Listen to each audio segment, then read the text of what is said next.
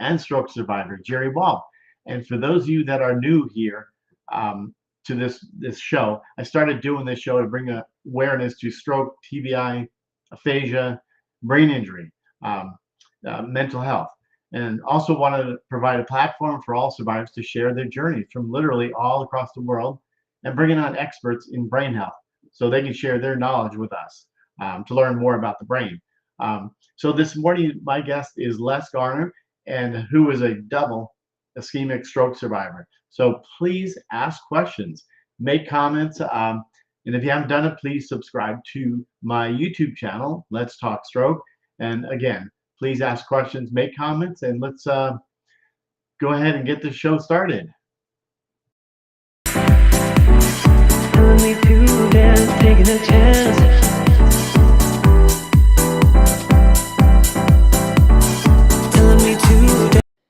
All righty. Good morning, John Loomis.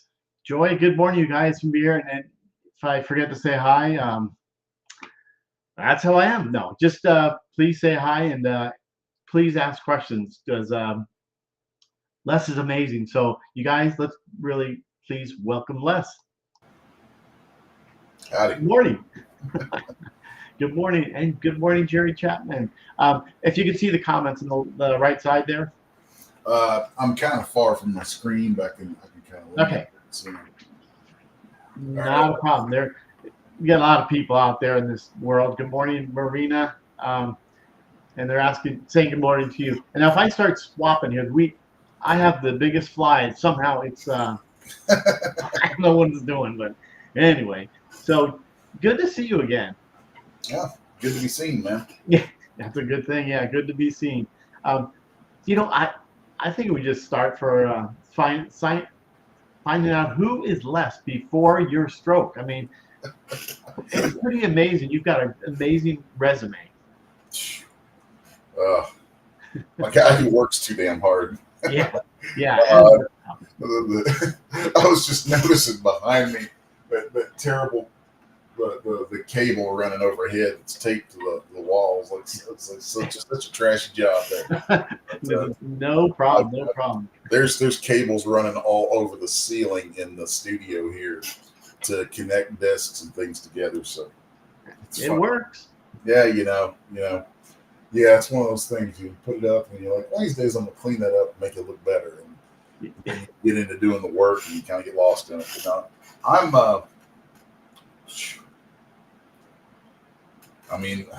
I'm here. I'm a stroke survivor, 9 months out from a double ischemic stroke at right before I turned 49. And before that, I'm a 30 years as an I like to just say professional artist. There's a few different hats that I've worn through that career.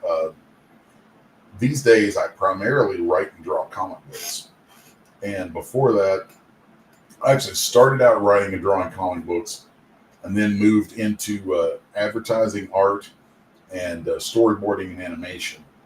And eventually art directed for a few different companies. And it's a lot. It's been a lot. I'm just going to bring this up here. This is one of your... that's my book. That's my baby. Yeah. Most of my career, I did contract work for different people in different fields, including comics. And then in 2020, that came out in December of 2020. That's the collected volume of Apocalypse Girls, a series that I'd done that got released in 2019. Wow. It was the first time in all those years that I had done a property that was 100% mine and not me being a contractor for somebody.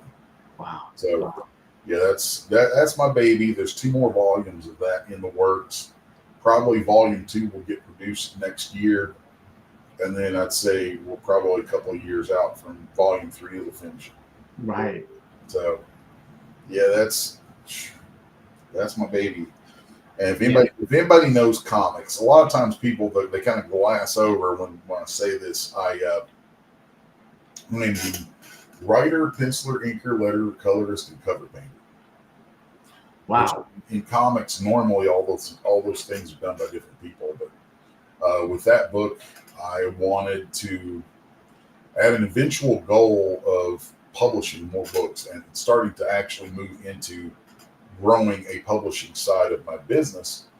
And in my mind, I never want to do a job that I haven't put my hands into enough, or I never want to ask people to do a job that I haven't put my hands into enough to be able to understand it. Right. I'll see that. Has stroke affected your imagination? Yes, in a good way. Wow. I just finished the first draft of an outline for a book that was an idea that literally came to me the night that it came to me right after they told me they thought I had a pretty serious stroke. Wow. And there was an idea that came to me, and this sounds terrible. It sounds absolutely terrible because I mostly do horror. I work in scary stuff. And I had this idea that came to me that the initial title on it is terrible. It was called Half Dead. Half Dead. And it was literally about a guy who loses the use of half of his body to a stroke and then comes back from it after making a deal with a demon. Wow, interesting. It's terrible. But it's evolved into a different title and a much richer story than that. This idea came to me. Right. So I did with it what I do with lots of trauma that I've been through in life is I work it into art and stories, and that's how. Now, what caused you? Because you said it was a double ischemic stroke. So Yes. what caused it? Do you know? Do they know? It was untreated high blood pressure, Wow. pure and simple. I walked into the ER with a BP of 284 over 183. Holy. Wow. So That's high. yeah. That was I've had nurses joke with me that I was a dead man walking. Wow. Yeah. So there was a cardiologist was shocked. I mean, the guy he's like, I hate this stuff sometimes because I just think back on it. I'm like, wow, that was terrible. Yeah. But this doctor looks at me and says, you realize you should have been dead long ago. Like, not just then from that stroke, but he's like, this should have already killed you. Wow. But you were in great shape. I mean, yeah. People don't know your background of that. That was the thing that saved me. I mean, the doctor who said that, he said, you should have been dead long ago. He said, karate saved your life. At this point, we had talked, and he knew that I had a long history with karate. And he said, karate saved your life. He said, 100%. He's like, enough. He's like, you have no other comorbidities. You have nothing else dragging you down except the high blood pressure. He's like, any one other thing, and this probably would have killed you. Wow. He's like, but everything else you have operating at a high enough level that you've managed to survive it.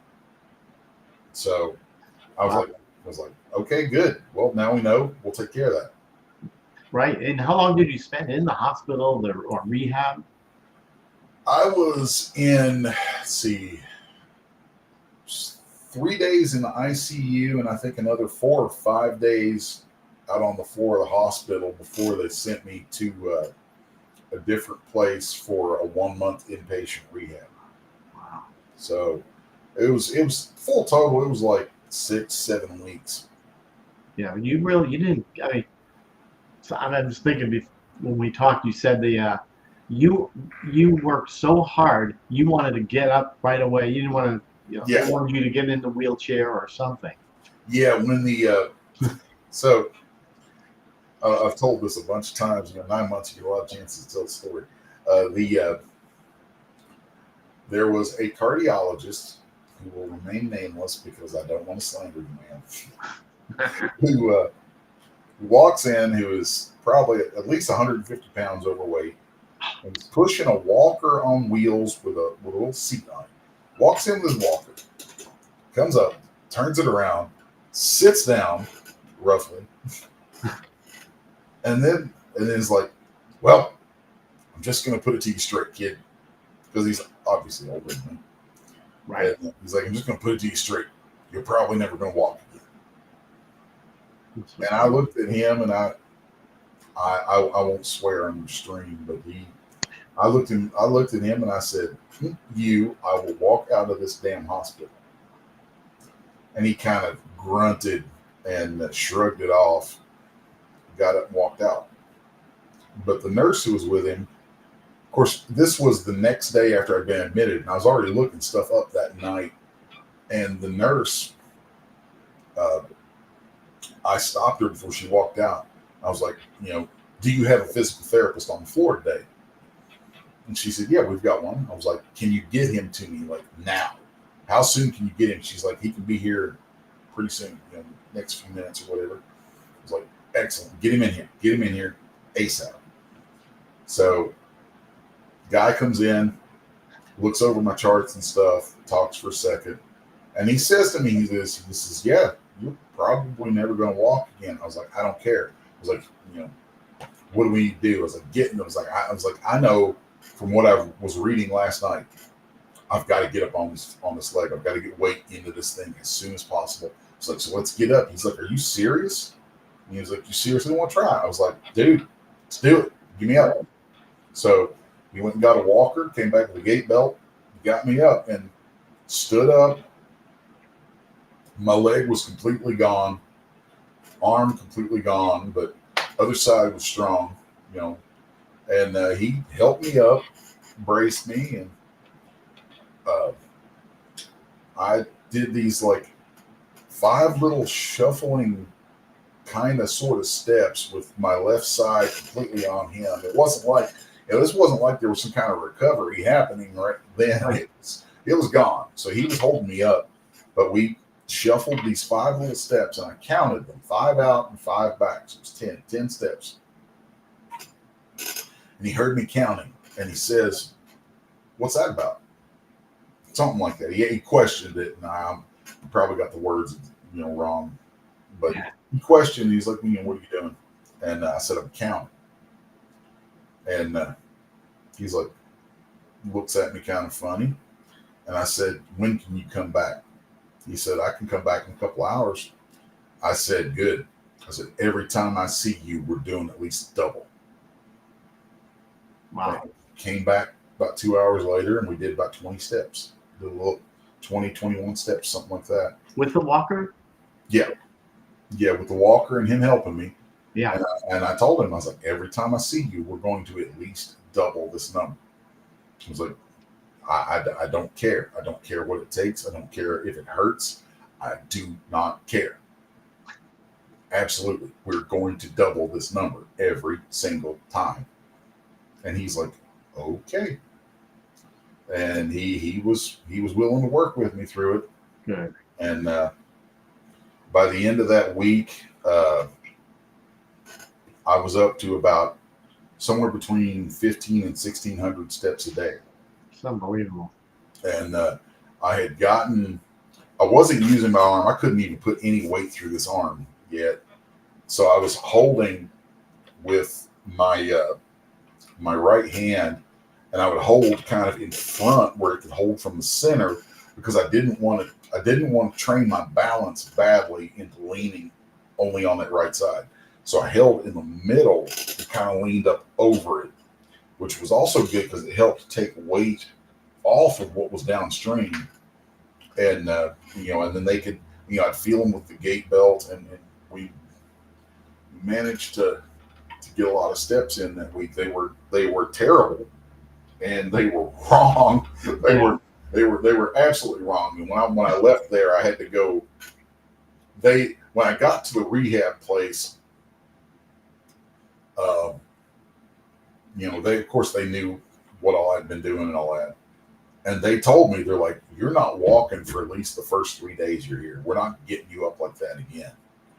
And I'm like, why not? I was like, isn't this what I'm supposed to do? They're like, no, you're going to go back to the chair and start over. And we're going to train you right. I was like, okay. And I think I don't remember if this was exactly when I said it, but I know they often would talk about doing the exercises properly. And I would repeat back to them a thing that I'd heard Sensei say for 20 years. And we would teach this to our students all the time. We'd say, practice does not make perfect. Perfect practice makes perfect. Yeah. So you have to learn the right way to do a thing and then repeat it. And when I was first going in and they were telling me, like, yeah, the only thing that's going to get this stuff back is just constant repetition. And I'm like, again, Sensei in my ears, you say repetition is the mother of retention and skill. Yeah. So, it was like, what's the thing Bruce Lee once said was, don't fear the man who knows 10,000 kicks. Fear the man who practices one kick 10,000 times. He was amazing, that's for sure. Yeah, and I mean, the stuff sounds corny sometimes. It sounds corny and sounds kind of woo-woo, but nuts. It was. I've heard that about practice doesn't make perfect. Perfect practice makes perfect. Yeah, I mean, because if you practice badly, you just learn bad habits. Right. So, wow. And that was, I leaned hard into the martial arts training through all of this. Right. And still do. I mean, the exercises that I do every day in the gym, that I do in the water, are based on movements from karate. Yeah. And they've, the one doctor said karate saved your life, and I look at it and say karate is going to give me my life back. Yeah. So, are you still working at it? What's that? Are you still working at it? Oh God, yeah. Yeah, because I know your workout is so different than. I mean, I feel so guilty. My workouts are brutal. Yeah, I'll tell you straight up. And it sucks in a way. I mean, there's definitely a little bit of ego in there for me with it from coming, because I know how hard my workouts were before. Yeah. So now to go from a guy who I was doing the day before I had the stroke, I was in the gym doing chest and shoulders. Right. And I was pulling. I remember I did 30 reps of shrugs at 340 pounds. Okay, that's fun. I remember doing 10 reps on the bench at 270 pounds bench press, and a 300-pound butterfly. Wow. But now you're left side affected. Yeah, that's picking it up there for a second because the fingers are getting cold. Yeah. That coldness that comes in is, oh my God, it's aggravating. Yeah. I mean, you can see the questions, right? Did you have spasticity on the left side? Yes, I did. It was terrible, and it hurt, and I'll talk about it pretty bluntly. My leg and arm both had it, and my arm still has a bit of it, mostly in the bicep. And the method that I used for pushing through it, because I mean, like now I could straighten the arm. I actually have a lot of function back in the arm, but to beat back that spasticity, there was a lot of screaming involved. Yeah. I would take a grip strap and hook my hand to things and then back away from it with my body to force it to stretch. To straighten it out there, right? Yeah. And of course, I'm assuming that probably most of the people watching this have been through this, so you guys all know what that feels like, what that trying to stretch a spastic muscle feels like. And I mean, thinking about it, I remember the pain. Yeah. It was unlike anything. It's a unique kind of pain. Right.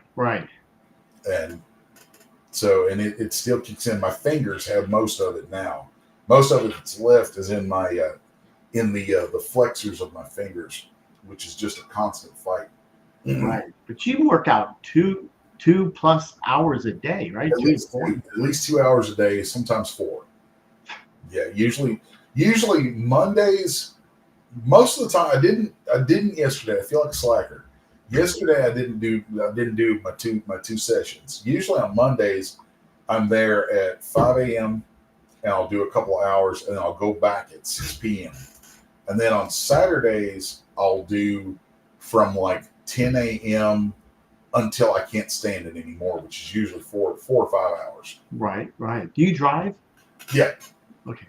Yeah. I was driving pretty soon after I got out of the hospital. I couldn't. Yeah. if my fiance is watching this, Oops.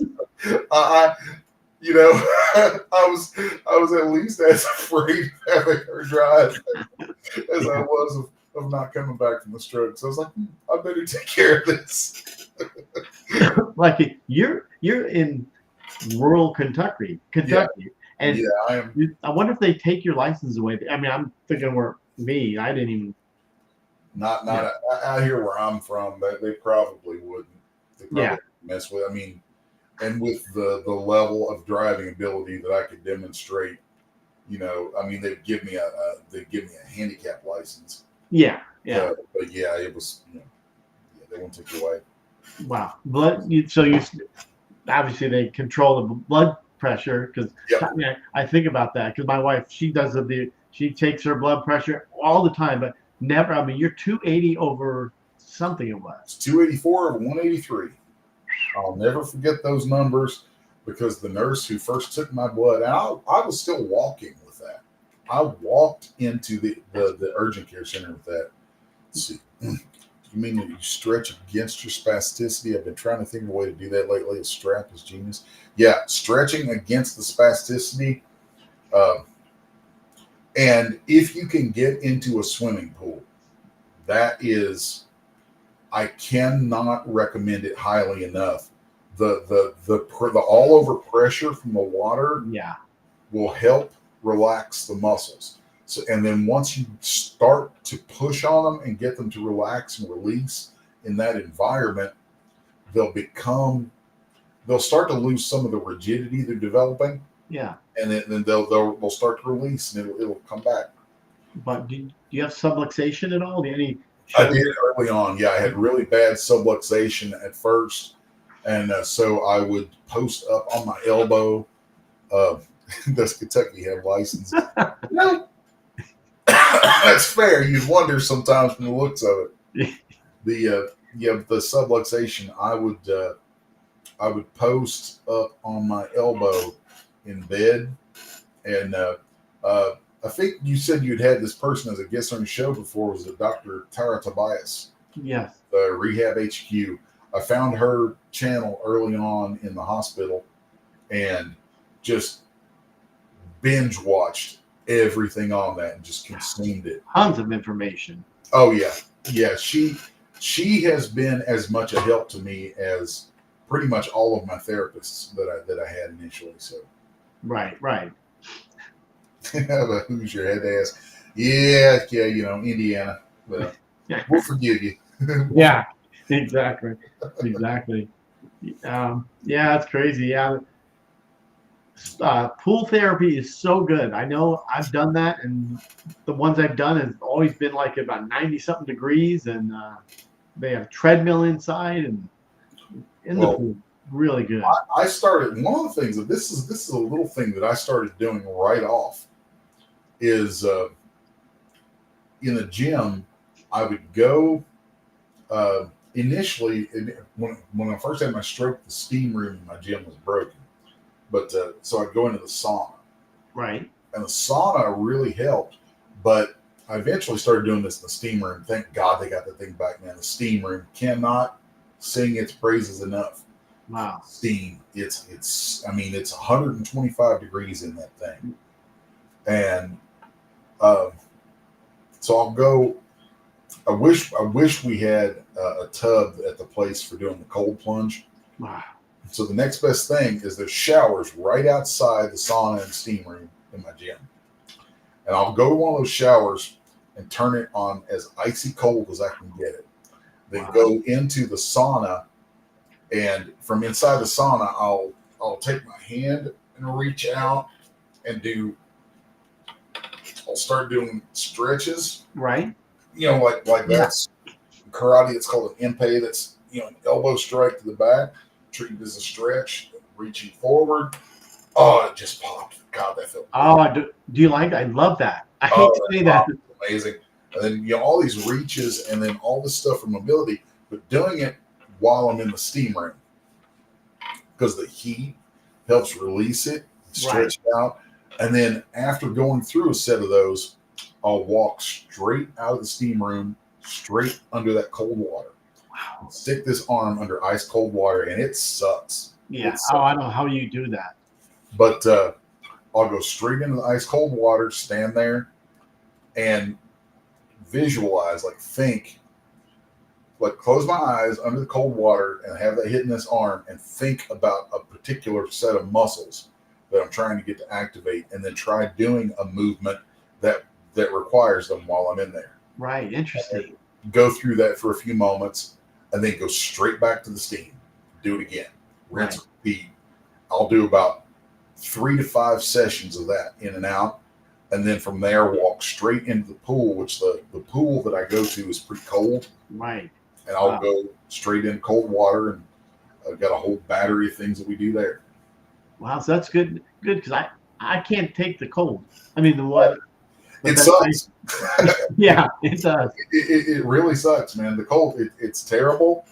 I never wanted to take a cold shower in my life, but when what was it? I think it was in something from it was in listening to an Andrew Huberman thing. Wow, that he was talking about. He was talking about the autonomic nervous system and how cold plunge therapy activates the autonomic nervous system.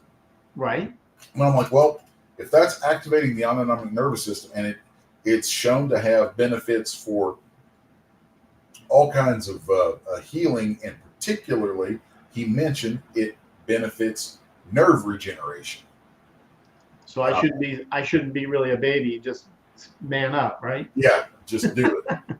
Yeah, and that. Well, and it's not just the cold. Like you go into the cold, your body gets used to it. So once it gets used to it, all the effect is pretty much gone.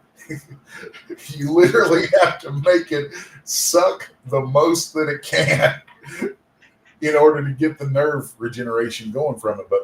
And if you can do extreme heat followed by extreme cold and alternate, I mean, for the first couple of months, my bicep wouldn't do anything other than spasticity. Right. I kept trying to get to where I could at least curl my arm. And doing this was one day, finally, the cold hits it, and I feel the cold hit. And as soon as the cold hits, I feel like electric pulses through that muscle. So it helps a ton. Oh, it 100% helped. As soon as I felt that tingle hit that muscle, I thought squeeze, and the arm just came right up. Wow. So I turned around and did it again, and that it dovetails into some things that I noticed that I documented along the way. There were conversations I was having with the neurologist the entire time where I would tell him, he'd come in, how are you doing today? I'm like, well, I'm feeling this kind of a tinkle in my brachioradialis muscle. I'm feeling this kind of a tingle, feeling these things in my bicep or in my tricep or in my serratus and things like that. And I could tell him these very specific things. And the one of the wildest things that I noticed early on, and maybe the folks here can, I have nothing to confirm me. I'm not giving medical information. Medical advice. This is all anecdotal from my experience so far, so take it as you will. But and maybe folks here can let me know if it's just me or what. But do you folks? Has anybody noticed once they had a stroke that they started to yawn constantly? Interesting. Yeah, you guys, let us know if yawning like it. Okay. Yawn. Yeah. Do you have neuro fatigue? Maybe. I mean, I might have. I don't know. But you get tired. I noticed that right after the stroke, I started to yawn constantly. Like it was just this involuntary thing. Yep. Well, Good job. I was like, why am I yawning so much? So I looked it up, looked into why do I yawn? Why do we yawn? Yeah, what is it? And one theory about it, there's a lot of different theories that haven't been really nailed down yet. You'd think for all the things we have science on, we'd know this one. But there's another one. Yep. Another one, Joy. But so one of the another one. Okay. What I found that when we yawn, one of the theories, and this I don't know if it's correct, but it's a theory and it made sense to me, is that a yawn is your body reaching for oxygen. There it is. Yep, oxygen to the brain. Thank you very much. And I thought, well, if the body is reaching for oxygen, the brain is reaching for oxygen. Very interesting. What is the brain doing with all that oxygen? I mean, it needs it to function, yeah, but if it's trying to grab more oxygen than normal, why would that be? So I asked the question and I look it up and all that. Oh, well, when your brain is grabbing for more oxygen, it's endeavoring, a lot of times it's endeavoring into rebuilding neurons and axons. And I'm like, well, neurons and axons are what got destroyed in the stroke. So, of course, it's trying to do that. And then I thought, well, if it's doing that, when I yawn,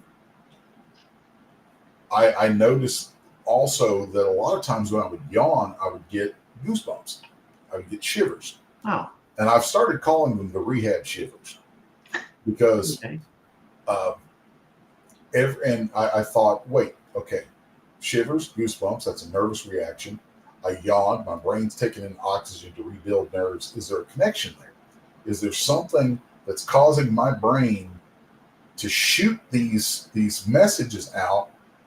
And my theory was that I was like, it seemed to me like my brain was trying to use the pathways of my body's nervous system to echolocate to find things it had lost. Because the connection was cut to the arm. It wants the arm back. So let's Marco Polo this business and see if we can find it. And I'm like, oh, well, if it's trying to find it, then every time I do that, let's just experiment with this. And every time I have this sensation, let's do something that sends the sensation up. So every time I would yawn, I would reach over and pinch the hell out of my arm. I would pinch it or slap it. And I had already been doing that on the way to the hospital. There's a whole other thing about that. But I started to reach over and either pinch or slap my arm or grab my hand and force it to move. Like if it was a good long yawn, I would grab my hand and pull that arm out straight and force it to stretch while yawning. And I have no scientific data on this. So that is that. This was my theory. And there was a moment when my neurologist was talking with me. And I started to yawn, and I threw up my finger. And as I yawned, I reached over, slapped my arm, and grabbed it and pulled. And he looks at me and says, okay. He's like, what's that? And that's when I told him, I was like, this is my theory. I was like, this is what I've read, what I've seen. These are different things. I've read these things in places that are unrelated, but I put these things together, and this is what it seems to me might make some sense. And at that point, I was starting to get my deltoids and things back. I was like, and I've been doing these things, and this is where it's leading, it seems. And that was actually when he looks at me and says, I want you to write this down. He's like, I want you to write all of this down as it's happening. Document this, write a book on it. He's like, this needs to happen. And so, I've got notes galore on this. And, slapping, anchoring technique. It's a good way to refer to it. Wow. So, as I was being taken in through the ER and put in the ICU, when I very first realized I was probably having a stroke, I reached over and started to. I just knew from knowing people who've, and hearing things about strokes and things. I was like, oh my God, everything's gonna go numb. So I immediately started to reach over and slap my arm and my leg, slap and pinch them, and I would cause pain in those limbs, hoping that the pain would send a signal to my brain, that my brain would see that and not lose track of it. Yeah, absolutely. Absolutely. Proving the doctors wrong it's like it's almost become a hobby now. Yeah. Yeah. But, so do you feel so much? I mean, yeah, I never lost sensation. I managed to ride through the double stroke and never lose sensation. I have full tactile sensation everywhere. That shocked the neurologist when he came in and did one of those touch tests early. But my thinking initially when it was happening and I was doing that was that, if I go numb, then I have, if I have no feeling, how am I supposed to even try and engage it to do anything? Right. So I was like, we're going to fight that right off the bat. And I just did the only thing I can think of to fight it. And it seems to have worked. Wow. I just wonder, because I used to slap my arm, but I never did while yawning. But then I'd get clonus, where it starts shaking. Oh yeah, I get clonus. Okay. Mostly from fast movements. Like yeah. Y'all are gonna laugh at me, but I actually try. I will strap this hand up into as tight a fist as I can get it, and I will go hit a bag with it. Really? Yeah, and when I try to throw a punch, sometimes it'll shoot out a little bit, and then it'll start doing that. Yeah, And it's my understanding is that it's the difference in that the nerves work on that. There's like slow messages and fast messages, and they work differently for the two. So you could probably get that the slow messages you can recover easier than the fast messages. Yeah, that's my understanding. Yeah. I just thought it was fatigue for me, working out hard, and then it starts shaking. But it makes sense what you're saying. I mean, but I like the fact that we're proving doctors wrong. Because do they know the answer? Oh yeah. Like, and I'm sorry. I mean, I'm a big dude. Yeah. When I'm looking at this doctor I've seen him walk in, I'm like, okay, he's taller than me, and he's at least 150 pounds overweight. And I'm not fat shaming anybody. It's like people do what they'll do. They've got their thing and all that. But don't sit there and preach to me about my health. Right. When I can tell that you are one cheeseburger away from a heart attack. Yeah. Yeah. You mentioned he's 150 pounds overweight. But where were the two strokes located? They happened right together in the right side, right on the cusp of the motor core and like the motor core and your emotional regulation centers are close to each other, and it happened right there. So it hit both of those a little bit. Wow. Yeah. So, which is why sometimes I find myself turning into a big crybaby since the stroke, because sometimes I'll get super overwhelmed with emotions. And, yeah, absolutely. And it's like, I'm a damn artist to begin with. I already got to fight with that stuff. Please don't make it worse. Yeah, exactly. Yeah, that's right. Thank you very much for that. Yeah, we you got to try. You got to try. But I was deeply inspired while in my rehab by a man named Joe Keyler. And Joe had been in that rehab center that I was at. Y'all forgive me. I glance over and I see my eyes looking up. It's because of the screen. I can see things on is off to the side. My camera's over. It's all good. It's all good. People are into this. I mean, this is great. I appreciate everyone making comments and just like while we're here. Yeah. I wish I were closer where I could actually see them and read and everything. But, right. No worries. While I was in, I cannot. And if there's anybody watching this who's going through this stuff, and is anywhere near Murray, Murray, Murray, Kentucky, do everything you can to get yourselves into the rehab center at the Murray, Callaway County. I forgot the full name of the hospital there. Right. But I will. I see your question about walking. I'll touch on that in a minute. But I want to give a shout out to this gentleman named Joe Keyler.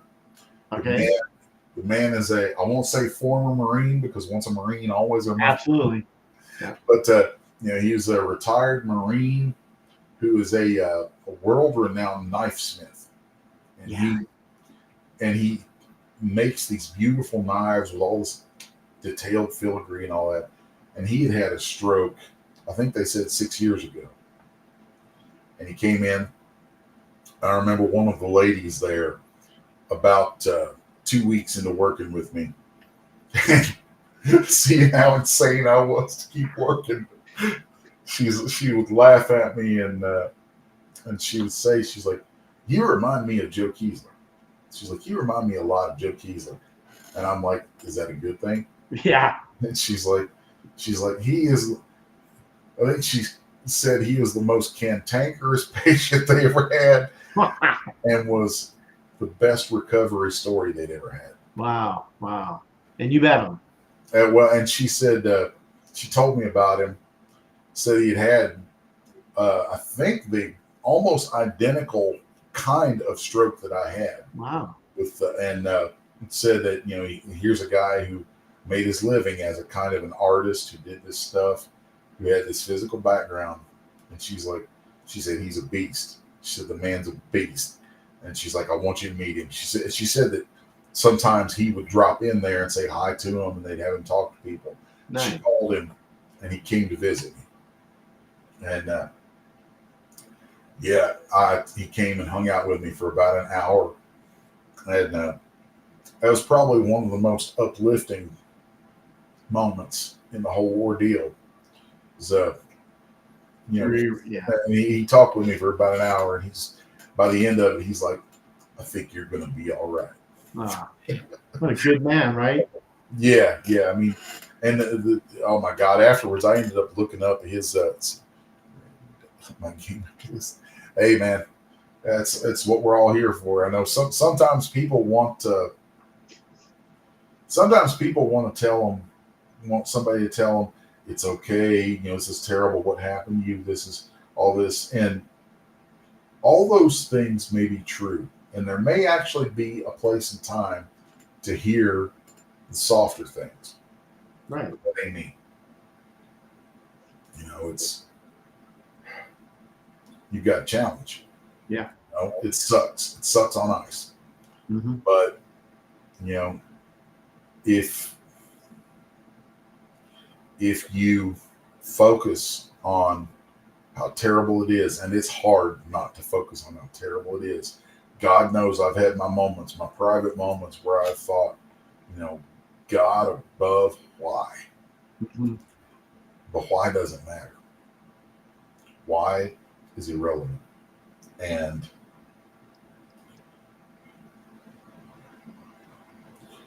all that matters is this is where it is. How can you push through it? What can you do? And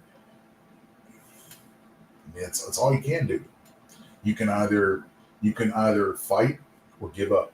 And there's a saying we have in the dojo, is fall down 6 times, get up 7.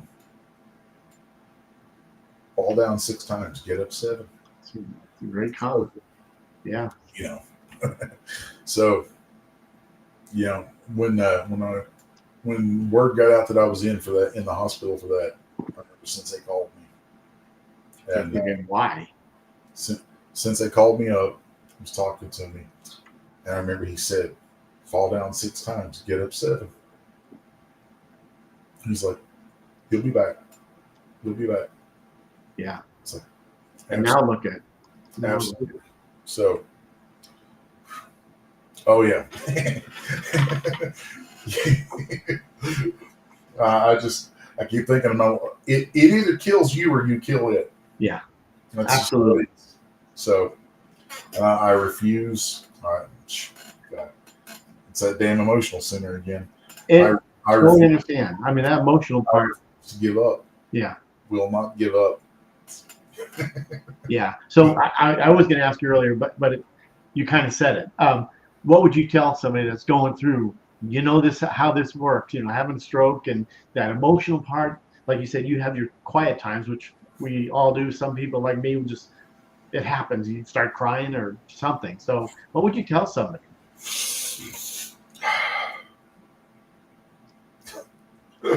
Oh man. Yeah, it sucks. Recognize it. Recognize it. Give yourself a minute. Give yourself a minute to look at it and go, wow, this sucks. Embrace it. Try to understand it. Understanding it helps a lot. I think a lot of us get into these positions and we don't. I think for me, it was, I immediately started asking questions and researching and digging and understanding. Put it this way. If I step out on the floor to spar with someone, to fight with someone I've never fought before, I'm not just going to rush in. I'm going to watch. I'm going to watch. Do they favor their left? Do they favor their right? Do they favor the leg? Do they favor the fist? What do they move? And then I'm going to throw a few things to see how they respond to my action. See what that leads. I'm going to learn. Above all else, I'm going to learn. I'm going to analyze my opponent and I'm going to learn. I'm going to try to find its weakness. And if you give yourself that moment to feel it, you're going to feel it. You've just got to let yourself feel how terrible it is. And then you step back and go, okay, I have an opponent and I didn't know it. And you know what? I took it on the chin once, maybe knocked me down. But now I have to learn that opponent. I have to understand that opponent. And I have to defeat that opponent. And for me, when approaching it with that mindset, it helps remove some of the emotion from it and almost turns it into an equation. It becomes mathematical, where it's like, okay, these things happened. This is the first part of the equation. They've yielded this. This is the next part of the equation. Now, what other variables do I need to fill in order to get the outcome that I want to see from this equation? And that's really about it. Very encouraging. I mean, I tell you, that's great advice. I see, Marina. That's absolutely great advice what you said. And I appreciate that. It's the truth, though. It is. I mean, it's in a broader sense. I think I look back and there's been lots of things in life that I've kind of always approached in that way. So, it's just that and having a certain amount of attitude. Yeah. Just being willing to go, oh, okay, challenge accepted. Fine. We got to work through this. Let's work through this. Do it. Yeah. Don't be afraid of the work. And it's going to be work. It's going to be terrible. But, if you can do it. I know. The best stories always contain the worst hell. Yeah, absolutely. So if you're in this hell right now, which I feel like I'm still in the belly of the beast in a lot of ways. I haven't got my arm back, and outside of all the other stuff, you can't see them from the angle I chose, but there's all these guitars hanging on my wall, and I've always loved playing guitar, and I'm just like, I'm not recovered. I've had people toss the word recovery around. Oh, you've recovered so well. I'm like, no. Yeah, I'm not recovered. I'm not recovered until I can reach over and take one of those guitars down from that wall and play with at least a certain degree of the skill I used to. What are your deficits? Well, my personality is probably the biggest deficit. I'll refrain from swearing, but I know lots of people think I'm a complete butthole. Yeah. Yeah, Robin, do you take ice baths? Well, kind of. You do. I mean, you're in cold water. Yeah. There's some of yeah. Yeah, I get it as cold as I can get it, and I'm probably gonna. I'm looking at some of these kind of lower cost saunas, not saunas, but the hot tubs for home. Right. And I'm thinking about, because I've got a training deck where I would do martial arts stuff here at my house, and I'm thinking about adding a hot tub and cold bath onto that right next to it. Nice. Somebody says I have a great personality. Oh, well, thank you. That may be the only time I've ever heard that said. Ah, come on. Yeah. Thank you, Lynn. Lynn, I appreciate what you said there. You learned a lot. Very good show. Thank you.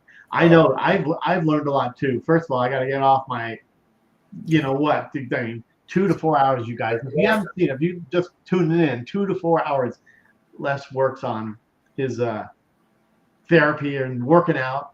Crap. I mean, yeah. Good for you. And on the subject of working out, is like, don't neglect your good side. Right. Don't neglect it, because you can. I mean, you're going to end up neglecting it to some degree. You're not going to push your good side as hard as you would have, when you were complete. But it's easy to focus entirely on what's on what you're trying to rehab. So much so that other things. I noticed this. I noticed that I was doing this when I felt my lower back starting to get a little weaker, and I was like, "Oh, wait a minute, no, can't do that. Can't trade one for another." So that's a thing. And then someone had asked something earlier about walking, and I want to touch on that. Partly because there's a funny story involved with it, and partly just because they asked. As my time in the rehab center was winding down, they were starting to get annoyed with me at times, because I had a couple of nurses who I'd managed to convince to allow me to get into the gym outside of the normal therapy hours. So they would work out with me there about 3 hours a day, and then I'd go in there and stay until they kicked me out. And so it was pretty funny. But when I left, I was on a quad cane. And everybody was happy that I was on this damn quad cane. And I hated that thing. Yeah. And shortly after I got home, I was invited to come speak at a comic book show about 6 hours away from my house. I think it was in Wisconsin. I was invited to come speak and actually talk about the experience. And I think partially because I had been posting sketches and things. I had an iPad with me, and I was still working the entire time I was going through rehab. Whenever I couldn't be working out, I would be sitting up in this recliner in the hospital room with my iPad on my lap, drawing, working on new stuff. And they had they'd reached out, and I was like, yeah, I'll try to make it to this thing. So I did, made the trip. It was about a week after I got home. So went to Wisconsin. I'd had a week of walking with cane, and I get to Minneapolis. What city was it? Milwaukee. Yeah, never been to Milwaukee before. I get to Milwaukee, and I've got my whole setup for doing shows, because they've given me a table. So and all of this is on a floor dolly. So how am I supposed to operate a floor dolly and a cane at the same time? Yeah. It's quite the conundrum. Well, chuck the cane. So I literally chucked the cane back in the car. I was like, well, I grabbed a hold of the floor dolly, and I picked my at the time, this arm still had no movement in it. So I picked it up and put the hand on the handle there and kind of pushed. And I was like, well, I can do a little weight bearing here. Yeah. So I was like, okay, cool. weight bearing exercise, push, and I push the floor dolly with about 100 and some pounds worth of stuff on it, and I'm all over this convention center in Milwaukee, and got to my table, set everything up. Now my fiance was with me, and she's not a very strong person, so she really couldn't push this thing that much, which was fine. I was like, I'm strong enough in my right arm; it could do most of the work. So we push. She helps me a little bit, but I get to the table and I annoy the crap out of her. I'm like, stop helping me, get off. I've got to do this. I've got to do it myself. Everything's got to be myself. And we set up, and I did the show, and then we got back, and the weekend after that show was the opening of turkey season. So I had thrown away the cane, and I was like, don't need it. And then I was determined to make it out the first day of turkey season. So I suited up, got all my gear together, got out shotgun. I've got everything strapped up, and I put my hand in the pocket of the coat that I'm wearing so that the arm won't bounce around and stuff. We all know that aggravates me so much, that bouncing off of your leg. Yeah. And then I went out at like 4 o'clock in the morning in the dark and hiked. It's about a third of a mile through rough terrain down a hill to where my turkey blind is. Sat up in it. Put the gun up in the window, and never saw any turkeys that morning. But I popped off 6 shots just to see if I could fire it, and I could fire it one-handed with it in the window and fire at some targets. Right. Then buttoned it all up, made the hike back, and I was like, okay, you can do it. Check. So. Yeah. And see, and in my mind, I was like, okay, that's good. That means come deer season. I'm like, I've got. Oh yeah. I was doing in my mind. I was like, okay, it's 7 months to deer season. I'll be so much better by then. And come deer season, which was just a few weeks ago, opening day, I went out, got in the blind, and got one opening day, and. I've got a freezer full of deer meat. I got one, came out, and I had a hunting buddy who was there who did help. Some of the stuff that I really did need help with like stringing it up to clean it and everything. But I still ended up doing probably 2/3 of the work to clean the animal and butcher it and everything. So now, every time I sit down and I eat some of that deer meat. I'll sit down and eat some of that venison. It's like there's nothing tastes better than victory. Yeah. I understand that. Yeah, my son-in-law does it. Venison and all that. Oh yeah, man, it's wonderful. And where I live, the hunting's good. So it's like I'll be damned if this is going to take that away from me. Yeah, exactly. Man. As to the walking, the rehab center helped a lot. Really helped a lot. I think my walking was way better. I think I was capable of better walking when I left there than even I understood, because I was able to throw the cane away. But I still get a little drop foot sometimes. Yeah. Drag sometimes. And there's a bunch of exercises I kind of developed. One in particular was I put a 6-inch wide beam down on the ground, about 6 inches wide and about I think 4 inches tall. So not high enough that I would get hurt if I was prepared. I knew.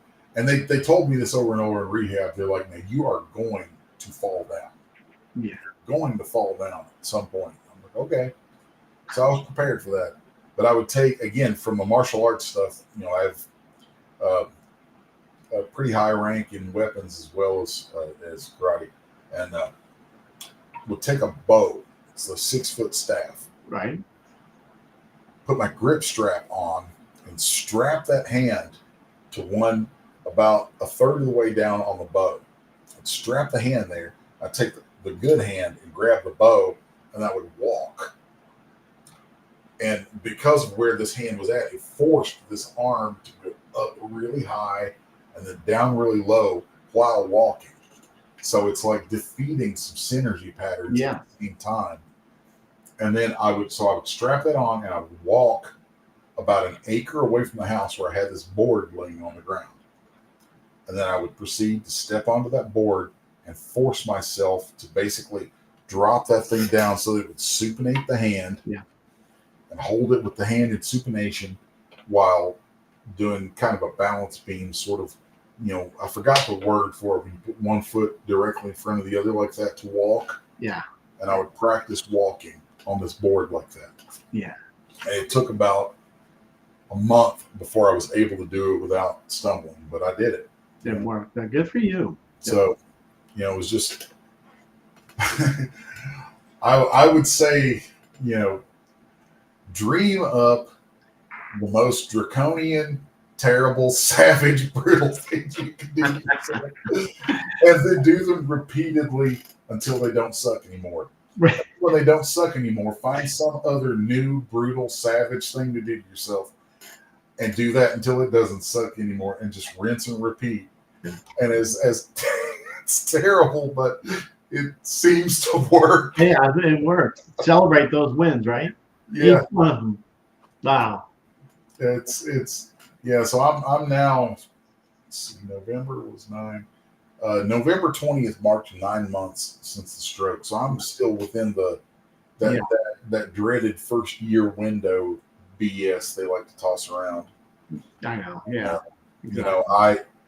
I don't think I'll have my fingers back by the end of that. I could. Yeah, absolutely. But you do. Things do come back. I mean, I'm 13 years out, and I still see some improvements. Now I got to work a little harder. Just talking to you, man. This is so. You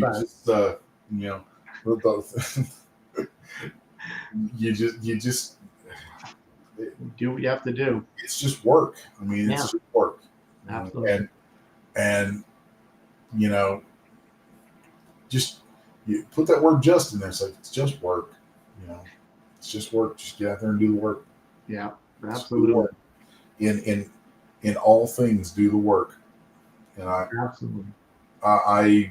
remember saying to someone when I was in the hospital, because I actually been teaching karate for a few years. Right. And that when my students used to hear me go on a diatribe about it's terrible. I was probably a terrible teacher. They'd miss a class or miss training for something, and I'd be like, "Why'd you miss?" It got to where if they missed, I'd ask them, "Why'd you miss?" And they knew what I was going to say right after they said their answer. They knew the answer. It's no excuse. No excuse. Yeah. It's no excuse. There's no excuse. Wow. Put in the work. It's like absolutely. Well, I appreciate it, man. Les, you were so inspiring, man. So, thank you. I mean, I appreciate everybody else here making comments and asking questions. I know I missed a lot, but you always go back and watch the replay and answer questions. I see over on the side that what are your deficits? I just thought entirely financial. Yeah, I know. I think most of us, that's the thing. Oh yeah. Yeah, exactly. I'm thankful. God, I'm so thankful that it didn't hit my right side. Dominant. That was such a dodged bullet right there, because I am still able to work. I'm able to draw. I'm able to do all the things with that. Right. And I was leaning into that the night that I went to the hospital. I told you this when we were talking before the stream that at one point there's a nurse putting tubes in me and poking me and taking fluids out and Right. all the business. I'm sitting there with an iPad on my leg, and I look at her. I was like, "Ma'am, could you try not to shake me so much?" She's like, "What are you doing there?" You're ruining my I'm drawing. working. Yeah. I'm working. Somebody's got to pay for this. Yeah. Absolutely. It was terrible. Yeah. Absolutely terrible. But but I think that jokes like that, It helps. that if you don't really exercise your sense of humor, Right. it will be unbearable. You have to find a way to make things funny. Yeah. You really have to. I mean, if you're not laughing, you're probably gonna cry. Yeah. So you have to lean into it. Yep. Absolutely. Yeah. But it did this thing to my face that I hate, because like I glance over and I notice it looks like I'm constantly smiling, and that's not intentional. It's not intentional at all. Instead of, a lot of times when somebody has a stroke, they have that thing where their face kind of slumps. Yeah. Oh, absolutely. Not slump. Wow. It didn't slump. Instead, I got spasticity in the orbital muscles around here that caused my mouth to pull up into a grin. Huh. You look great. And it was like, I still feel it. I feel a twitch right here all the time, trying to pull it into this. And if I relax and I'm not kind of conscious of it, it pulls the left side of my face into this grin. Yeah. And I was like, great. I work in comic books and now I'm the damn Joker. That's funny. Yeah. Yeah, you're in that industry, so. So. Well. Yeah. All right, Les.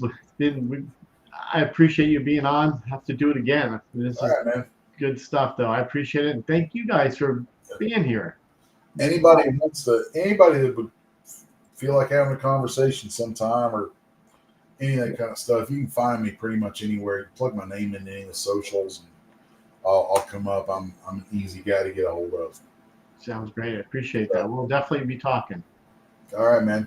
All right. Thanks again. I appreciate it, Les. Have a great rest of your day. And I hope something I've said, is of some kind of value to somebody. Yeah. Absolutely. I'm sure by looking at all these comments and questions, and I mean, there's so much inspiring things out of this. I mean, like, if we can change one person or help somebody out, then you did your job. If I have one thing to leave you folks with, don't give up. Yeah. Do not give up. Just do not give up. Whatever it is, don't give up. Absolutely. Thank you, Les. Sure, man. Good stuff, man. All right. We'll talk again. Take care, everybody. Absolutely, man. Stay in touch. Yeah. Oh, yeah, for sure. Thank you.